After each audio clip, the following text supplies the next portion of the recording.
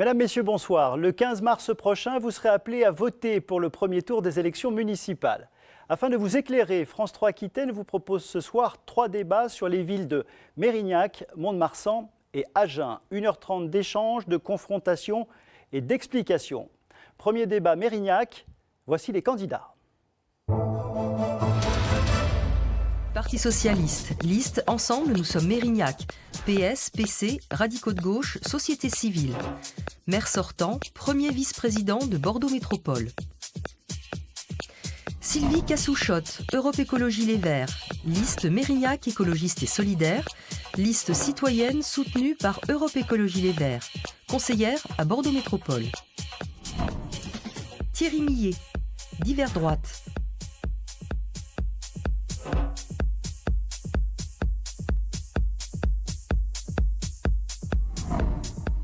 Bruno Saurin, liste Renouveau Mérignac, La République En Marche, soutenue par l'UDI. Hervé Caramona, Rassemblement National, liste Rassemblement pour Mérignac. Marie Duré-Pujol, liste Mérignac en commun, liste citoyenne soutenue par la France Insoumise. Se présente aussi François Mainviel, nouveau parti anticapitaliste, liste anticapitaliste pour les luttes des travailleurs et des classes populaires. Guillaume Percher, lutte ouvrière, liste faire entendre le camp des travailleurs.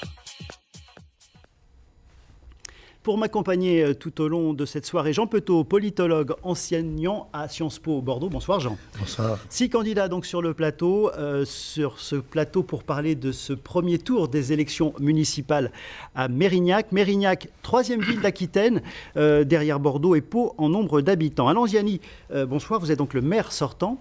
Est-ce que c'est difficile de vivre dans une ville comme Mérignac à l'ombre de Bordeaux et de la gérer, cette ville ? Oui, c'est une bonne question. Ce n'est pas difficile. Ça demande simplement beaucoup de négociations, beaucoup de relations avec la ville de Bordeaux, mais comment ne pas dire aussi avec Pessac, avec Talence et avec toutes les autres. Nous sommes dans une grande équipe qui est l'équipe de la métropole. Ce qui est difficile, c'est que c'est Bordeaux qui est attractif. Et comme Bordeaux est attractif, eh bien évidemment, vous avez des problèmes de circulation dans toutes les communes de la métropole. Vous avez des problèmes d'urbanisation dans toutes les communes de la métropole. Vous avez tous les problèmes qui se posent à Mérignac sont des problèmes pour l'essentiel de la métropole. Pas tous, mais beaucoup. Mais en même temps, vous pouvez arriver à faire des choses différentes. Par exemple, moi j'ai tenu à ce moment que ce soit une ville pour tous. Et donc, nous avons la gratuité des activités périscolaires, nous faisons la rénovation des écoles, nous avons gelé les tarifs municipaux depuis 2 ans. Et par exemple, nous n'augmentons pas les impôts, donc les taux des impôts. Donc je crois qu'on peut être une ville indépendante, une ville qui collabore avec les autres. On est tenu par les autres, bien entendu, mais on travaille ensemble à la métropole. Et puis, peut quand même avoir sa propre singularité. Thierry Millet, vous êtes un conseiller d'opposition qui connaissait bien Mérignac, puisque ça fait 4 mandats. Sur cette question de la métropole, c'est un atout ou un inconvénient d'être aussi près de Bordeaux lorsque l'on vit à Mérignac ? C'est bien entendu un atout. D'autant que vous avez siégé à la métropole aussi. Vous êtes un des rares, compte tenu de la population de Mérignac, en étant dans l'opposition à Mérignac, à pouvoir siéger à la métropole. Tout à fait. Je siège à la métropole et je siégeais anciennement à la communauté urbaine. C'est un atout d'être aussi proche de Bordeaux, parce que Bordeaux, c'est une attractivité. Et Mérignac doit jouer un rôle aux côtés de Bordeaux pour décupler cette attractivité, notamment au niveau économique. Ça n'est un mystère pour personne que le secteur économique mérignacais est très important pour la métropole tout entière.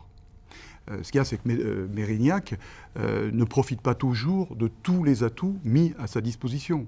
Je pense par exemple au pass jeune qui a été mis en place par un certain nombre de communes dans la métropole dont ne profite pas Mérignac. C'est une opportunité pourtant pour les jeunes d'aller profiter des musées, des activités sportives ou des loisirs qui sont aux environs avec des conditions attractives du fait que ce sont des jeunes mérignacais mais des jeunes métropolitains. Alors évidemment on va revenir sur la gestion de Mérignac, mais la proximité avec la métropole évidemment nécessite de faire ce pont et la proximité avec Bordeaux.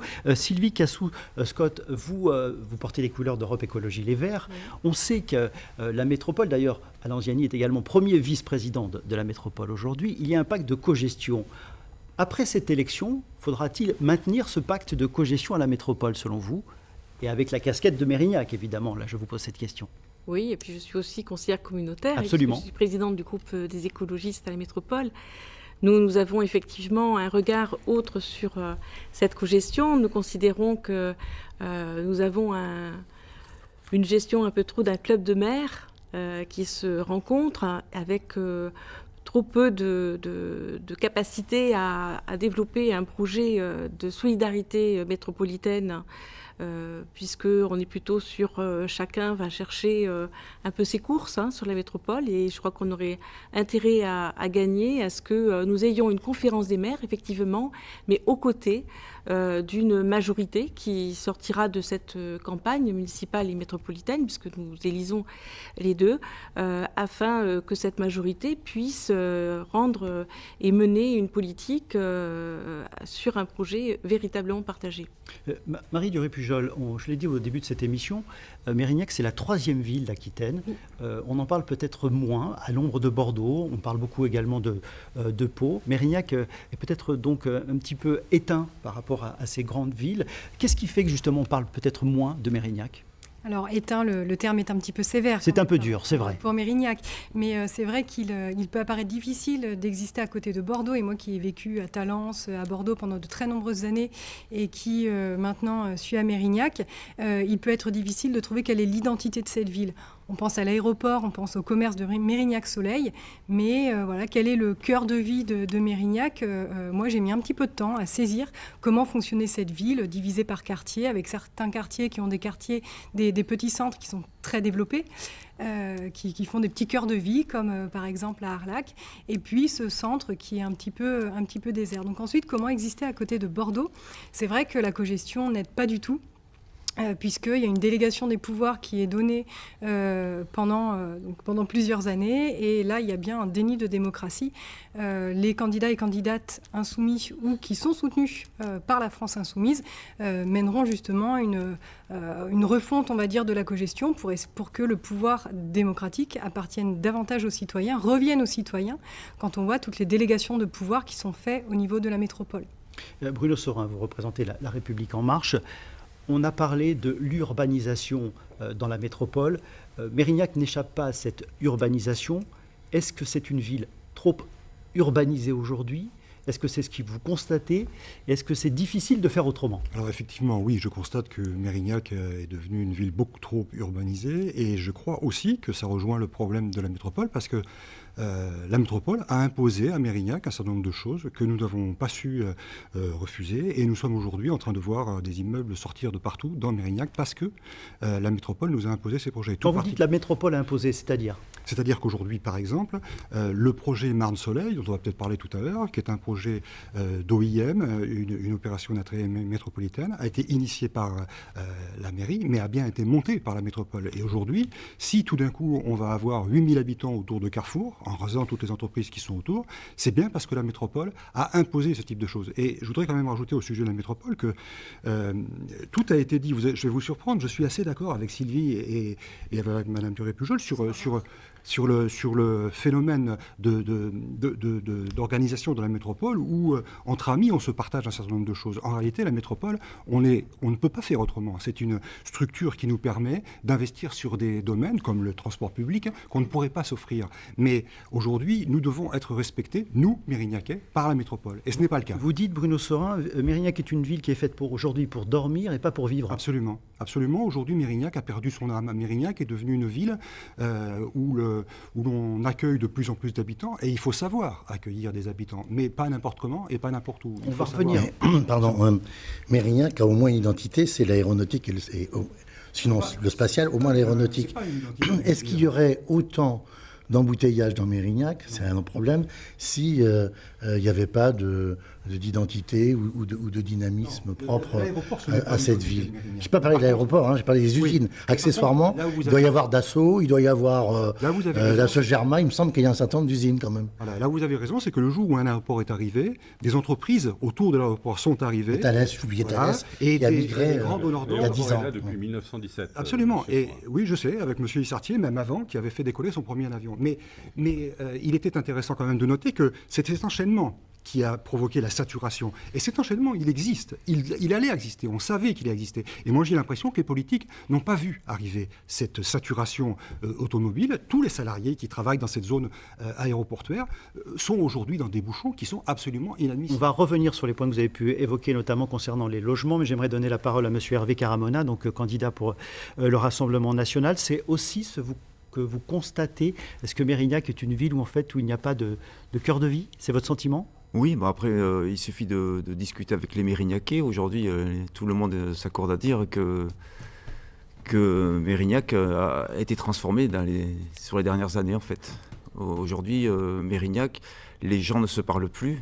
Les gens viennent sur Mérignac pour se loger. Et toute l'activité aujourd'hui est tournée vers Bordeaux, en fait. Aujourd'hui, lorsque les gens sortent, les Mérignacais sortent, ils vont très souvent sur Bordeaux. Il reste un petit cinéma sur Mérignac. Mais aujourd'hui, tous les gros restaurants, les sorties nocturnes, tout ça sont toutes situées sur Bordeaux. Alain Ziani, donc vous êtes le maire sortant, hein. Oui. On l'a dit, on vous le redira dans cette émission. Vous vous reconnaissez dans ce portrait? Je pense que les Mérignacais, au moins la ville que vous dirigez. Je pense que les Mérignacais ne peuvent pas se reconnaître. Quand j'entends que c'est une ville où il ne se passe rien, c'est une ville qui dépend de Bordeaux, c'est une ville qui n'est pas respectée par Bordeaux. Mais franchement, je me demande si vous habitez à Mérignac. Je me pose la même question. Mais vraiment, d'abord pas respecté par Bordeaux. Si on a le tramway, le prolongement du tramway jusqu'à l'aéroport, mais également pour desservir d'autres lieux, c'est parce que justement Bordeaux et Mérignac ont travaillé ensemble. Moi, je travaillais très bien avec Alain Juppé. Si demain on a le stade nautique d'intérêt métropolitain, c'est justement parce qu'il y a un travail entre Bordeaux et Mérignac et entre la métropole. C'est quand même difficile de dire que Mérignac n'est pas respecté par la métropole. Et après, où vivez-vous? Mérignac, c'est une ville de quartier, voilà, de 10 quartiers. Chaque quartier a sa profonde identité. Et je peux vous assurer que chaque quartier est fier et que les Mérignacais sont fiers d'habiter Mérignac. Les bras m'en tombent quand même d'entendre des propos. Je suis extrêmement surpris par ce que vous venez de dire, M. Onziani, parce qu'il y a quand même un certain nombre de choses qui sont fausses. Effectivement, Mérignac est une ville de quartier, mais les quartiers ont perdu leur âme. Les quartiers n'ont plus de centre de vie. Les commerçants, les petits commerces des quartiers ont disparu. C'est pour ça que le projet... Allez à Capéron. Vous venez de m'interrompre quand même à l'instant. Vous présentez une ville de Mérignac qui aurait tout d'un coup une image formidable. Ce n'est pas la vérité. Cette âme a disparu. Les quartiers n'ont plus de centre de vie, les petits commerces ont été mangés par... Vous allez aux écailles, vous allez à la Raque pour dire ça. On va donner la parole à Mme Sylvie Cassius-Scott. On ne vous voit pas souvent, apparemment. Mme Sylvie Cassius-Scott, s'il vous plaît. Je demande la parole. Allez-y. Il ne s'agit pas non plus il s'agit de faire des propositions également, étant donné vos listes, et pas simplement juger uniquement le maire sortant en place, qui a d'autres propositions à faire. Il faut aussi penser et se projeter sur l'avenir de Mérignac. On reviendra sur ce que vous avez évoqué tout à l'heure, notamment le projet d'habitat sur Marne-Soleil. Je pense que ça mérite d'être développé, mais je vous en prie. Oui, mais à la question qui se pose aujourd'hui, je pense qu'il ne faut pas comparer Mérignac-Bordeaux. Bordeaux, c'est le centre d'une métropole. Il est tout à fait inévitable et normal qu'il y ait une vie de centralité. Sur Mérignac, c'est une ville quand même de quartier. Je crois effectivement qu'aujourd'hui, ce que j'entends aujourd'hui comme dans la campagne, c'est une ville qui a produit beaucoup de déséquilibres et qui subit ces déséquilibres par une croissance un peu effrénée. On a parlé de l'aéroport, on a parlé de la zone aéroparc, cette opération d'intérêt métropolitaine qui rassemble 35 000 emplois sur cette zone-là et qui bientôt... Pas bien ça. Et c'est pour les écologistes, c'est pas bien. C'est l'orgueil de la ville de Mérignac de créer des emplois, mais aujourd'hui, on peut effectivement s'interroger et en tant qu'écologiste, d'autant plus, sur ces déséquilibres que nous avons produits et que nous produisons, nous, Mérignac, comme la métropole, qui, bien évidemment, contribue à ce déséquilibre, à cet aménagement du territoire, qui s'avère complètement, si vous voulez, inégalitaire sur la métropole, et j'irai jusqu'à dire sur le département. Aujourd'hui, vous avez parlé d'une congestion sur cette zone-là. Je pense qu'elle n'a pas été suffisamment accompagnée, anticipée. Je pense aujourd'hui, et les Gilets jaunes, rappelons-nous, c'était quand même l'année dernière, ont démontré toutes ces inégalités sociales et territoriales que nous avons produites sur le département parce qu'on veut concentrer l'habitat, le logement, on a l'emploi, et on a, si vous voulez, je crois qu'on subit aujourd'hui des erreurs du passé qui a voulu zoner, sectoriser la ville. Sans vouloir vous interrompre, je voulais juste avoir une petite question. Cette prise de conscience dont vous nous faites part, elle est récente ou elle a mûri il y a quelques années, parce que ça fait au moins 3 mandats que les écologistes sont en alliance avec le Parti socialiste à Mérignac. avec M. Chaussé en particulier, qui est sur la liste de M. Anziani. Et je suis moi-même adjointe au maire et à vous avez été Mérignac adjointe au maire de nombreuses années. 2 mandats. Alors, est-ce que c'est récent, cette conversion ? C'est pas une conversion que de dire aujourd'hui, on a quand même un enjeu et un défi absolument crucial. C'est le réchauffement climatique. Mais avant, il existait et donc, aussi, non ? oui, mais on ne l'entendait pas. Pourquoi aujourd'hui toutes les listes se verdissent ? Parce qu'il y a une prise de conscience, sans doute, qui est tout à fait collective, et je crois qu'on peut s'en satisfaire, les écologistes. Mais nous, c'est pas aujourd'hui. C'est pas d'aujourd'hui que nous dénonçons un certain nombre de pratiques ou de modèles de développement qui nous semblent dépassés. Nous sommes aujourd'hui sur Mérignac, la métropole, sur un modèle de développement qu'il faut revoir à la lumière de ce défi que nous avons à mener, qui est celui de réduire de moitié nos émissions de gaz à effet de serre. On va reparler, on reviendra dans cette émission sur l'aéroport. On va donner la parole aux autres. Leviers, on va revenir sur les villes et les métropoles sont aujourd'hui les premiers leviers pour agir sur le réchauffement climatique. C'est noté, on va revenir sur cette thématique au cours de cette émission. J'aimerais qu'on puisse entendre les autres candidats, s'il vous plaît. Thierry Millet, on parlait de l'urbanisation de cette ville de Mérignac et ce projet donc, de Marne-Soleil. Mérignac, c'est un peu plus de 70 000 habitants. Ce projet prévoit 8 000 habitants supplémentaires. C'est un chiffre considérable.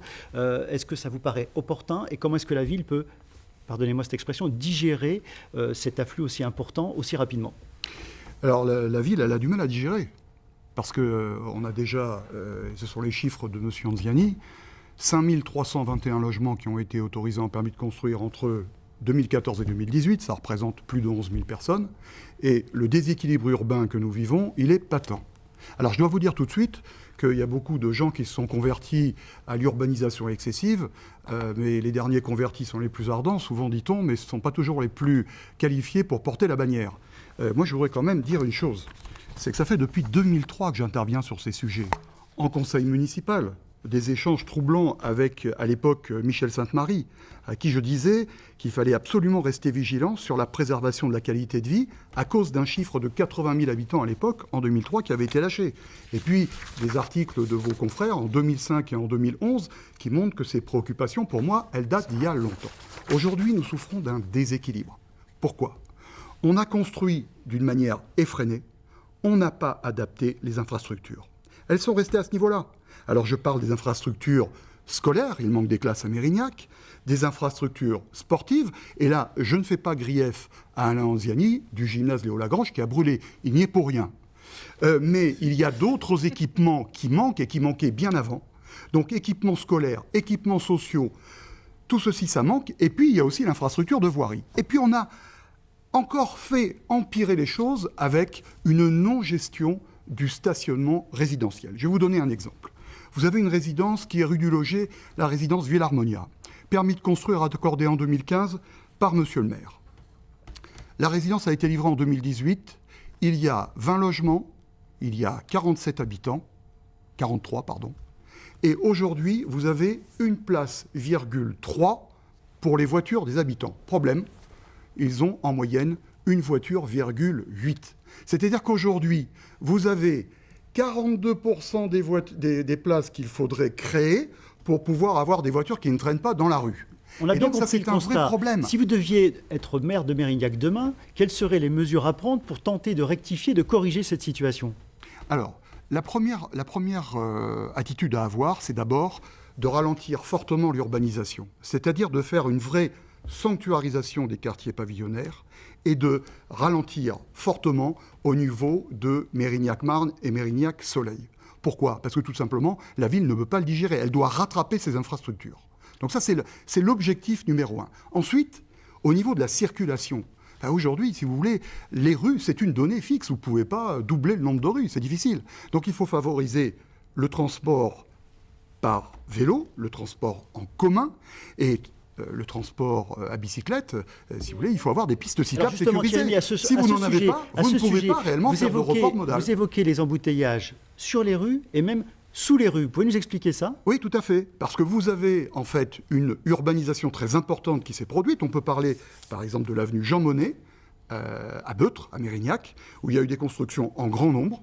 Et vous avez des collecteurs qui, à certains moments de l'année, n'arrivent pas à laisser passer l'eau. C'est-à-dire que vous avez les encombrements en surface ou les stationnements excessifs en surface, et dessous, vous avez les collecteurs qui n'en peuvent plus, à un point tel que sur certaines rues, je les cite, rue des Jacinthes, rue des Myosotis, moi je vais tous les soirs rencontrer les Mérignacais dans tous les quartiers. Donc je connais les problèmes. Ces gens-là, pendant une semaine, n'ont pas pu utiliser leur sanitaire. Pourquoi ? Parce que le niveau était monté, les collecteurs ne pouvaient plus évacuer. Marie Duré-Pujol, est-ce que l'on peut dire, c'est ce que l'on constate visiblement ici, que Mérignac vit une crise de croissance, une croissance extrême que la ville n'arrive plus à gérer ?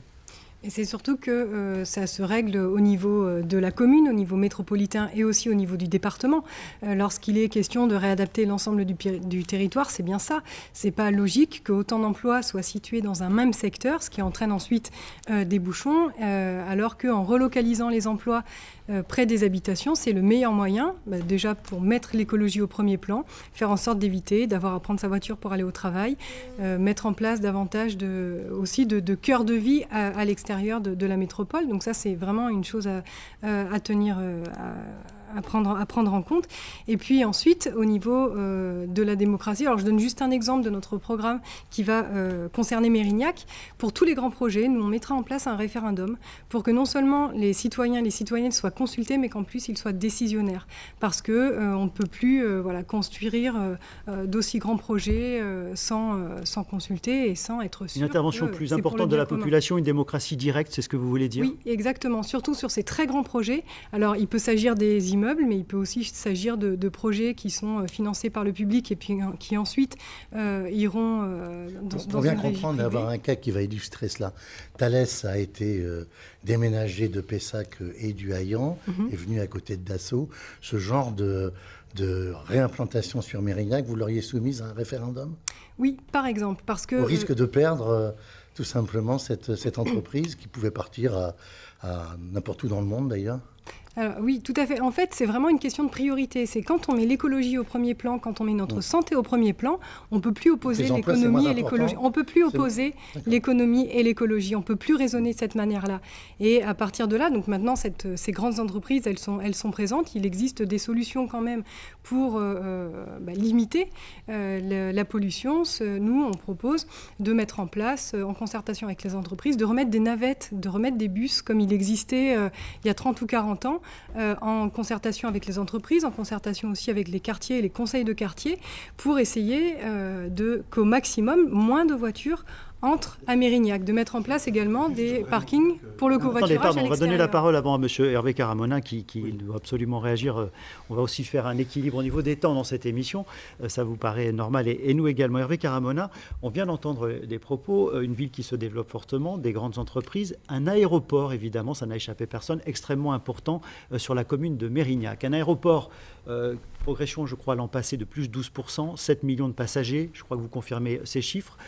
Qu'est-ce que l'on fait de cet aéroport ? Est-ce qu'on continue à le développer, étant donné l'activité économique que cela peut représenter, mais également étant donné les nuisances pour les riverains ? Oui, bien sûr, il faut prendre en compte les nuisances, mais l'aéroport, il est là, comme l'a dit M. Anziani, depuis de nombreuses années. Il n'y a pas toujours eu le même trafic, hein ? Non, mais après, c'est l'attractivité de la communauté urbaine de Bordeaux, ou fait de la métropole maintenant, fait en sorte que le trafic aéroportuaire s'intensifie, c'est normal. Après, c'est ce qui fait également que les entreprises comme Thalès sont rapprochées de l'aéroport. C'est qu'elles en ont certainement un intérêt. Vous parliez des entreprises qui s'exporteraient dans notre pays. Je pense que si ça devait se faire, c'est il y a longtemps que ça serait déjà fait, en fait. Si les entreprises se sont implantées autour de l'aéroport, c'est qu'elles en ont certainement un intérêt. Après, l'aéroport s'intensifie. Beaucoup sont heureux de voir de nouvelles destinations s'ouvrir. Forcément, ça va intensifier le trafic aéroportuaire. Le problème, c'est, comme vous l'avez dit, la nuisance sonore que cela crée. Justement, il y a plus de problèmes que la nuisance sonore, oui, quand même. C'est pas un petit alors, problème. oui, bien sûr. On parle de cet aéroport où d'ailleurs certains contestent, disent est-ce qu'il faut véritablement des billets d'avion pour aller dans certaines villes européennes à des prix défiant toute concurrence ? Est-ce qu'il faut encore accepter ce genre de situation ? Mais attendez, la difficulté, c'est que je suis tout seul et qu'en face de moi, tout le monde vous prend la parole. Pas tout seul, on va essayer de vous aider à créer un débat équilibré. Permettez-moi de répondre à différentes interrogations. La première, c'est l'urbanisme. Il faut en parler. C'est le thème majeur de la campagne. Est-ce qu'on a trop construit à Mérignac ? Ma réponse est oui, on a trop construit à Mérignac. Pourquoi a-t-on trop construit à Mérignac ? Pourquoi a-t-on trop construit à Mérignac ? Parce que les règles d'urbanisme étaient trop lâches. Mais si vous allez à Pessac, si vous allez à Bordeaux, si vous allez à Talence, si vous allez chez vos propres amis, c'est exactement pareil. tout le monde, le débat se porte. On a trop construit dans toute la métropole, ou plus exactement. Mais c'est vous qui fabriquez le PLU, c'est vous qui le signez à la métropole. Mais vous me permettez de terminer ? Oui, mais enfin, vous êtes en train d'affirmer quelque chose dont vous êtes responsable. Mais vous n'attendez même pas que je vous réponde. Vous êtes quand même particulièrement non courtois. Je suis désolé, mais c'est la vérité. Bon, mais vous ne connaissez pas ce que je vais dire. Vous êtes très fort. Je sais, vous répondez à mes questions avant même que je les ai posées. Allez-y, vous en parlez du PLU. Allez-y. Vous en parlez du PLU. Alors pourquoi trop construit, cher monsieur ? On a trop construit parce qu'effectivement les règles étaient trop lâches, donc le PLU était trop lâche. Les PLU, vous n'avez pas l'air de le savoir, mais il faut vous documenter un peu, c'est un document à l'échelle de la métropole. Mais c'est vous la métropole. Donc, à la métropole, qu'est-ce que j'ai fait ? J'étais un des premiers, ici vous ne siégez pas, mais Thierry Millet ou Sylvie Cassou siègent. J'étais un des premiers à la métropole, et d'ailleurs contre Alain Juppé, qui voulait une métropole millionnaire. Et j'étais un des premiers à la métropole, et sans doute même le premier, à dire que les habitants en avaient ras-le-bol de voir trop de construction et qu'il fallait qu'on change les règles. Voilà. Ça a pris 3 ans. Oui, mais vous arrivez avec une ça de vos habitants. Ça a pris 3 ans. Il y a quelque chose qui va et donc, pas. au bout de 3 ans, on a de nouvelles règles. Et aujourd'hui, je peux refuser. Avant, si je refusais des permis construire qui étaient conformes au PLU, eh bien, le tribunal administratif, évidemment, annulait mon refus. Est-ce que vous avez subi également cette pression de cet objectif, la métropole millionnaire, 1 million d'habitants J'ai toujours été contre. Voilà, j'ai toujours été contre. C'était une idée de Vincent Feltès et d'Alain Juppé. C'était une idée à la fois de Vincent Feltès et d'Alain Juppé. J'ai eu suffisamment de discussions et de bonnes discussions avec Alain Juppé pour vous confirmer qu'il était pour la métropole millionnaire. Si vous posez la question, il va vous le dire. Et donc moi, j'étais tout à fait opposé. Il a fallu modifier les règles. Quand on a modifié les règles, on a vu qu'effectivement, on pouvait opposer. Mais en même temps, il y a une petite difficulté que là, vous semblez oublier, c'est qu'on a besoin de logements à Mérignac. Moi, j'ai 3000 demandes de logement en attente sur Mérignac. Qu'est-ce que je fais ? Je leur dis, non, et c'est des Mérignacais. Moi, je vais offrir du logement à Mérignacais. Je leur dis, non, allez à Talence, allez à Pessac, où déjà, il y a beaucoup de construction. Non, je suis obligé aussi d'offrir du logement. Venez avec moi, on parle avenue de la Marne. Moi, je vous propose, on fait une petite promenade demain, on va avenue de la Marne, et vous allez me dire si c'est votre rêve. Vous allez à avenue de la Marne, qu'est-ce que vous voyez ? Du bitume partout. 80% de bitume. C'est votre rêve ou pas ? Pour l'instant, des terrains. Pour l'instant, c'est du bitume partout. Ensuite, après, vous voyez quoi ? Des tôles métalliques. Des tôles métalliques. Est-ce que c'est votre rêve de voir des tôles métalliques ? Ensuite, après, c'est des. Mais non, bien sûr que non. Ensuite, après, c'est des grandes enseignes. On a même le risque à Mérignac, puisqu'on voit bien la tendance aujourd'hui des grandes surfaces commerciales, que ces grandes surfaces commerciales se retirent et d'avoir une vraie friche mais commerciale. Est-ce qu'on veut ça pour Mérignac? Et moi, je ne le veux pas. Et donc, à la place d'avoir ce qu'on a aujourd'hui sur Mérignac, eh bien, je vais remettre de la nature. Voilà.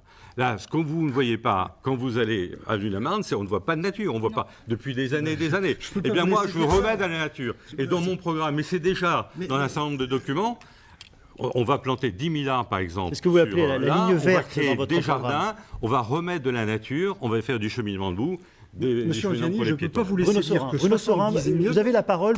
Allez-y, pour éviter... Franchement, j'avais la parole pour expliquer votre Et je ne peux pas vous laisser dire que remettre de la nature, c'est bâtir 70 immeubles sur 3% de la population. Et alors, écoutez, comment vous pouvez dire je ne voudrais pas faire la cour de récréation parce que c'est ce qui se passe dans les marchés tout le temps. Puisque vous n'êtes pas d'accord, moi, je propose tout simplement aux téléspectateurs d'aller sur le site de la FAB. Sur la FAB, il y a tous les plans où vous verrez qu'il y a 70 immeubles qui arrivent sur cette zone. Attendez, il n'y aura pas. Il y a une confusion intellectuelle. Non, juste un mot. Parce qu'il y a une confusion intellectuelle, mais je sais que Thierry Millet partage la même position que Saurin, monsieur Saurin. Juste un mot.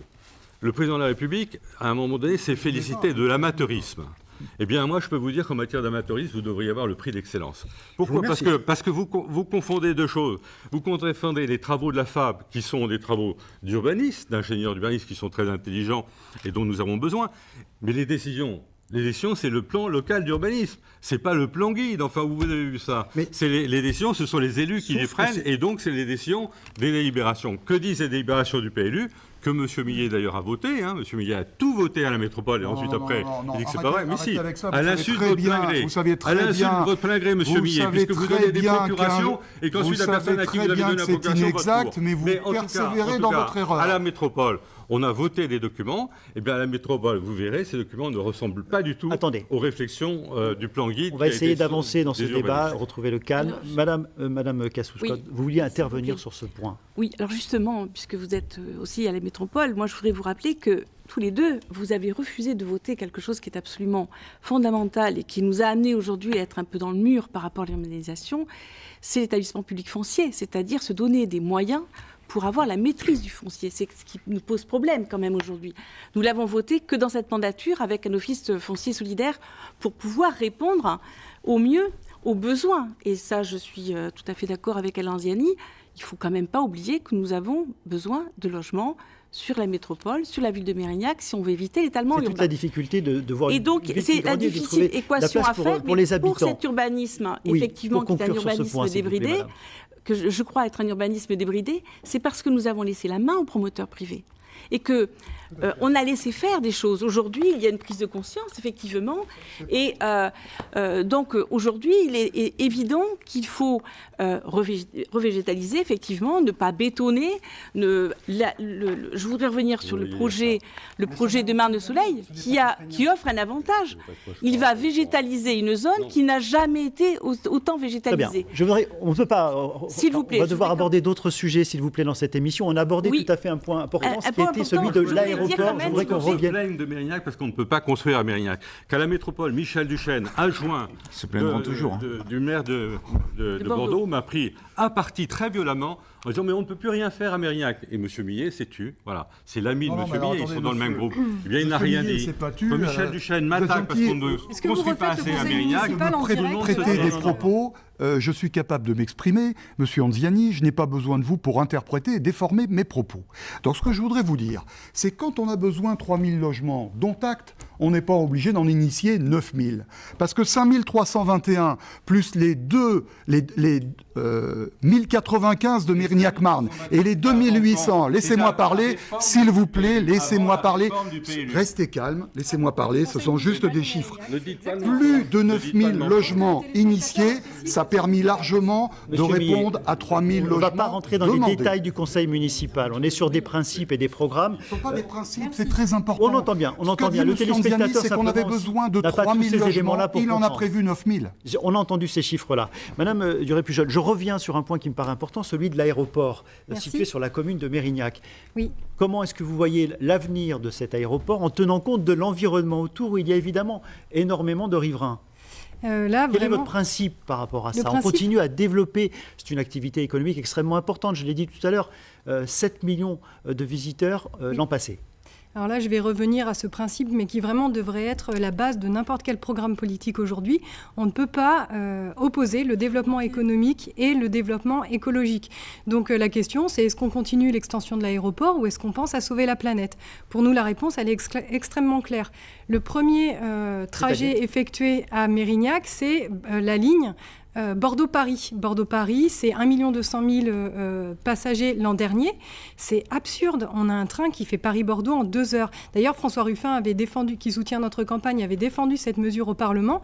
Elle a été retoquée. Mais ce type de ligne... d'arrêter la navette entre Bordeaux et Paris. C'est bien ça en avion. Lorsqu'il est possible de le faire en train, lorsqu'on peut le faire en train, lorsque c'est tout à fait possible, on choisit le train, c'est plus écologique. Et en plus, on défend les services publics. L'autre chose par rapport à l'aéroport, il y avait déjà 2 compagnies low cost qui étaient implantées. L'an dernier, il y en a eu une 3e. Là aussi, il faut se poser des questions. Les compagnies low cost, on sait que c'est des conditions de travail qui sont épouvantables pour les employés.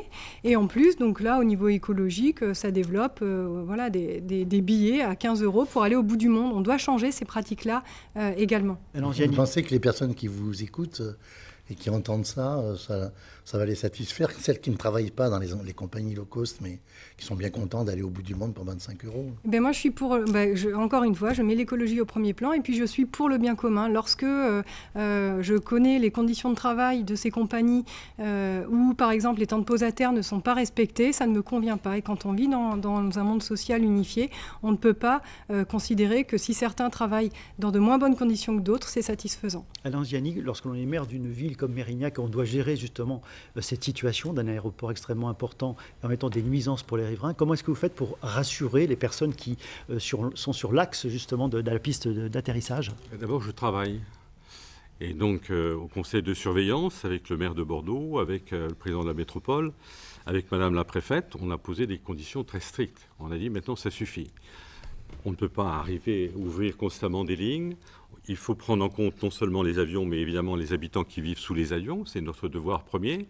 Et donc, par exemple, on a l'engagement qu'il n'y aura plus de vol de nuit dans quelques années ici sur Mérignac. Il n'y en a pas à Orly, c'est ce que j'explique. Dans quelques années, c'est-à-dire on peut être un peu plus précis? Oui, parce qu'on peut le faire plus vite que ça. Non, parce que ça, je ne peux pas vous le dire aujourd'hui. Mais à Orly, vous n'avez pas de vol de nuit. Il y a 2 ou 3 villes en France où vous n'avez pas de vol de nuit. Je pense qu'à Mérignac, on peut ne pas avoir de vol de nuit et il faut le faire le plus rapidement possible. Mais également, on a la question des parkings, on a la question de la biodiversité. Moi, je veux un aéroport qui soit un aéroport éco-équipement, un véritable aéroport écologique. C'est possible. C'est contradictoire. Et aujourd'hui, ce qu'on a décidé avec au Conseil de surveillance, c'est que la première priorité de l'aéroport, désormais, ce sera le développement durable et ce ne sera plus le développement effréné des avions comme une réaction, Bruno Saurin, une réaction sur ce thème. Je voudrais faire une toute petite réaction. Je voudrais rappeler à tous les spectateurs que l'aéroport, c'est une structure, c'est une société dont Mérignac est actionnaire et dont le maire, ici présent, siège au conseil d'administration. Je me pose juste une seule question. Pourquoi c'est pas fait depuis 6 ans, tout ça? Sylvie Cassouchta, vous voulez également intervenir sur ce thème. Depuis 6 ans. Alors, moi, je voudrais je ne suis pas aux affaires. Je ne voudrais pas tromper les vous n'avez rien fait. téléspectateurs. Pardon, je ne voudrais pas qu'on trompe les téléspectateurs lorsqu'on parle d'un aéroport éco-responsable ou à neutralité carbone. Il faut être clair, c'est sans compter les avions qui décollent et qui atterrissent. Alors effectivement, il y a beaucoup de travail, une grande marge de progression pour végétaliser cet aéroport, pour le rendre effectivement beaucoup plus développement durable. Mais les avions continuent et la croissance du trafic aérien continue. Et là, ça ne va pas. En tant qu'écologiste, et là je rejoins Marie Duré, que cherche-t-on? Jusqu'où va-t-on? À quand la prochaine piste? Et je ne parle pas que des nuisances de l'air, des nuisances sonores de tous les riverains, de toutes les communes avoisinantes. Je dis aussi, ça produit du CO2. Donc, quel choix faisons-nous? Oui, l'avion, il est intéressant de partir et de quel choix faites-vous? Quel choix proposez-vous? Mais inspirons-nous de ce Quel qu'on voit choix dans les autres proposez-vous, pays. madame? Qu'est-ce que ça produit, le réchauffement climatique? Qu'est-ce que ça produit dans Si d'autres vous pays êtes du monde? maire de Mérignac On a une demain, part de quel sera votre responsabilité. choix? Il faut limiter le trafic aérien, il faut arrêter d'ouvrir des lignes, il faut arrêter de subventionner le low cost. Il faut arrêter le déplacement des gens, en fait. Pas du tout. Mais Les non, déplacements, ça n'a rien à voir. se déplacer à Marrakech pour le week-end pour aller jouer au golf, ça n'a aucun intérêt. Revenons à des choses qui sont quand même... Revenons, soyons raisonnables. Aujourd'hui, faisons preuve de raison. Il y a beaucoup de jeunes qui vont à Porto, ils ne vont pas à Porto en car. Oui. Ils vont à Porto en... C'est quand même le bien commun. Qu'est-ce qu'on veut privilégier? Le transport en commun, la SNCF, le ferroviaire, ou est-ce qu'on veut privilégier l'avion Aujourd'hui, les gens vont à Paris en avion parce que c'est moins cher que d'aller en train. Aujourd'hui, vous allez à Paris en avion, vous n'êtes pas au cœur de Paris. Vous ne Paris. parlez que d'un coût financier, moi je vous parle d'un coût écologique. Mais c'est ça que regardent les gens aujourd'hui, madame. Soyez raisonnables. C'est ça que regardent les gens. Très bien. Thierry Millet, Pour vivre avec son temps. Oui, vous êtes peut-être réagir sur l'aéroport et j'aimerais ensuite réagir sur l'aéroport pour aller dans le sens, juste sur quelques dans le mots sur sens tout l'aéroport. de même d'Alain Anziani, qui d'ailleurs siège au conseil d'administration de l'aéroport depuis une date assez récente, je crois. Voilà, si jamais l'aéroport est ciblé, vous avez toute la chaîne aéronautique qui est autour. N'oubliez pas que l'aéroport, c'est civil, c'est militaire, il y a de l'industrie autour. Lorsqu'il y aura un coût porté aux activités aéroportuaires et aéronautiques dans cette métropole, sachez une chose, c'est que le drame que nous avons vécu avec Ford sera une bluette. Aujourd'hui, l'enjeu de l'aéroport, il faut le mesurer. Bien sûr, il faut être responsable sur le plan de l'environnement, mais il faut aussi être responsable sur le plan social. La technologie avance, les avions progressent, les motorisations progressent. Donc il faut aussi voir que l'amélioration de la technologie, c'est aussi un moyen de limiter les impacts sur l'environnement. Merci Thierry Millet. J'aimerais qu'on aborde un autre thème dans cette émission. Il nous reste 7 minutes sur ce débat. Bruno Saurin, il faut mettre au crédit d'Alain Anziani, maire de Mérignac, un endettement très faible pour cette ville. Est-ce que ça veut dire que ça a été, selon vous, au détriment d'investissements qui n'ont pas été faits ? Alors, je vais être très clair. Effectivement, M. Anziani communique sur le fait que la ville n'est pas endettée, et c'est la vérité. Je vous le mets à votre crédit. Mais en réalité, c'est une pure supercherie. Parce que, pourquoi la ville n'est pas endettée? Tout simplement parce qu'elle n'a pas investi. M. Anziani dit qu'il gère sa ville en bon père de famille. Mais un bon père de famille ne théorise pas l'argent pour faire une cagnotte. Un bon père de famille ne met pas ses enfants au pain sec et à l'eau pour pouvoir garder de l'argent de côté. Et tous les investissements, tous les équipements qui nous manquent actuellement dans le sport, dans la culture et dans d'autres domaines, ils viennent du fait qu'il n'y a pas eu d'investissement. Donc c'est formidable. Nous ne sommes pas endettés. Eh bien, nous allons pouvoir, avec ce notre endettement, quand nous serons à faire, pouvoir mettre en place tous les équipements qui manquent aujourd'hui à Mérignac. Jean. Une des raisons peut-être de la situation financière de Mérignac, on peut dire aussi la même chose pour Bordeaux, c'est que la métropole a permis un certain nombre de charges, de transferts de charges municipales sur la métropole, en particulier par la mutualisation. Est-ce que vous pensez qu'il faut poursuivre dans ce sens-là, Anziani, ou est-ce qu'on est arrivé à un maximum dit à l'instant. Nous n'aurions pas dépensé. Non, franchement, vous passez votre temps à m'interrompre. Mais non, mais à chaque fois qu'on dit quelque chose, pour vous, c'est jamais... Mais respectez quand même mon temps de parole, c'est quand même incroyable. Répondez. Mais, franchement, d'abord, donc je suis obligé de démentir. On dit qu'on n'a pas investi. On a investi 78 millions sur la durée du mandat. 78 millions, Monsieur Sorin, c'est un record d'investissement. Jamais Mérignac n'avait dépensé autant en investissement sur la durée d'un mandat. 78 millions. Jamais. Alors, je ne vais pas vous faire toute la liste, la maison de la petite enfance, la rénovation des centres sociaux, la rénovation des écoles, les pistes cyclables qui ont doublé, on a doublé le nombre de pistes cyclables. Je ne vais pas vous faire la liste de tout ça. Donc, on a beaucoup investi. Pourquoi ? Vous y connaissez pas grand-chose. Les pistes cyclables, c'est la métropole, mais parce que nous-mêmes, évidemment, c'est dans le cadre d'un programme dans lequel la ville est également cofinance, qui s'appelle l'EcoDev. On va laisser terminer. En tout cas, je pense que par contre, vous savez qu'à la métropole, je suis en charge de la mutualisation. Je pense qu'effectivement, c'était quelque chose qui était tout à fait intéressant, nécessaire. Nous, ça nous a permis de diminuer nos dépenses de fonctionnement.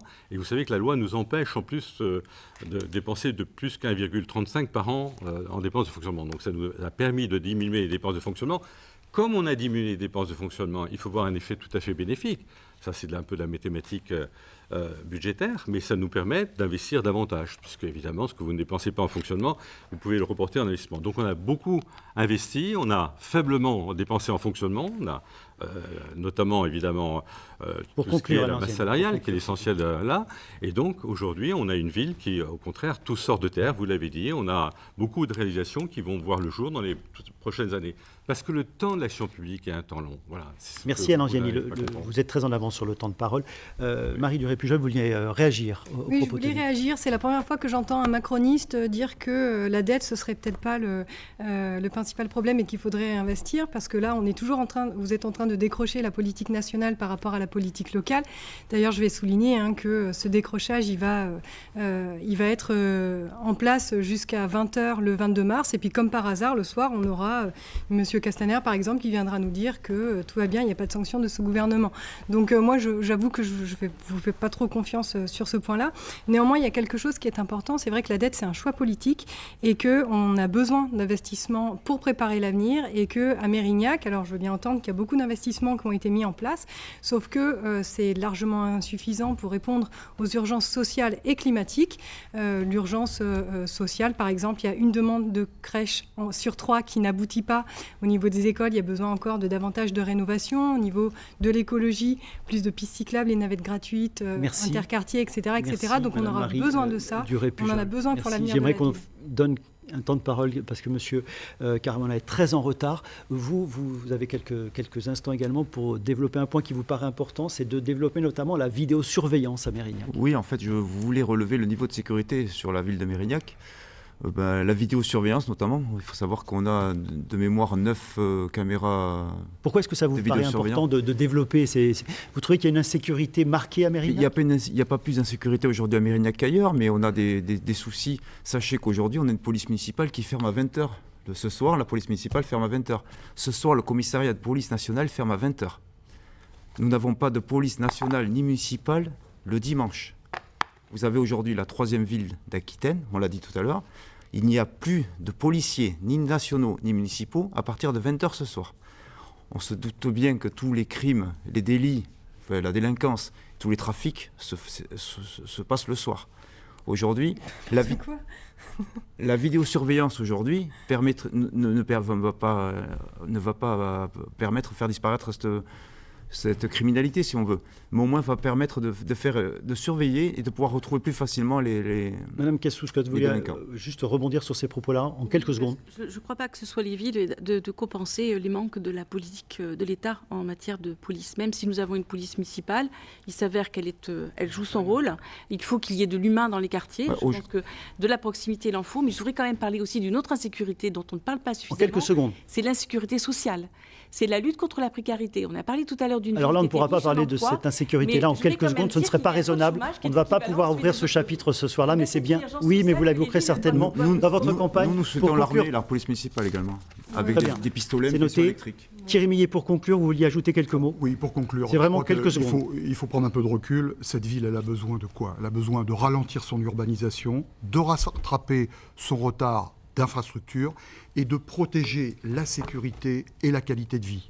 Aujourd'hui, ce sont les 3 objectifs essentiels que les Mérignacais déclarent au travers du questionnaire qui a reçu plus de 1000 réponses et que j'ai diffusé dans Mérignac. Ce sont des enjeux majeurs et je crois qu'on pourrait être tous les 6 là pour y adhérer. Mesdames, messieurs, merci d'avoir accepté l'invitation de France 3 Aquitaine. C'est la fin de ce premier débat sur la ville de Mérignac. À suivre les enjeux à Mont-de-Marsan. Voici les candidats.